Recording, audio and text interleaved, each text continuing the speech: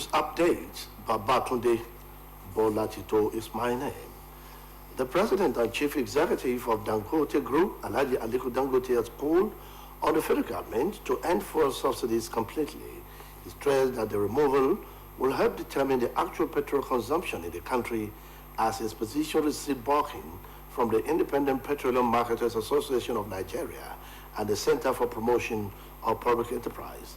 It was gathered that the federal government may spend about 236 billion naira monthly to subsidize the premium motor spirit that is imported through the Nigerian National Petroleum Company and the one that is solely off-taken by the Nigerian National Petroleum Company from the Dangote Petroleum Refinery. Alhaji Dangote noted that a subsidy is a very sensitive issue and that once subsidizing something, the people will bloat the price and then the government will end up paying what they are not supposed to be paying. This comes as it was gathered that members of the major Energies Marketers Association of Nigeria had lifted over 50 million liters of PMS from the Dangote refinery in the past week. President Bola Tinubu has sought debt forgiveness for developing countries from lenders at the ongoing United Nations Assembly. He called for the recovery of the proceeds of corruption and illicit financial flows from developing countries, stressing that the return of such funds to the country of origin is a fundamental principle of the United Nations Convention Against Corruption.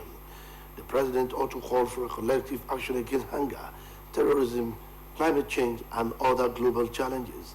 Meanwhile, he urged world leaders to recommit themselves to multilateralism by deepening relations among member states of the United Nations in line with the principles of inclusivity, equality, and cooperation. President Tinubu urged the United Nations to prioritize debt forgiveness for Nigeria and other developing countries from creditors and multilateral financial institutions. Borno State Governor, Professor Babagana Zulum, has officially launched the distribution of relief materials to victims of the Maiduguri flood, which had impacted nearly 2 million people. The flood, which was caused by an overflow from a low dam, inflicted severe damage on homes and infrastructure, prompting the state government to deploy a rapid response team to assess and address the destruction it faces. According to reports, the state government has got to at least 17 billion naira in monetary donations and pledges. Governor Zulum expressed gratitude to the federal government, state government, UN agencies, developing partners, and individuals for their support in responding to the disaster.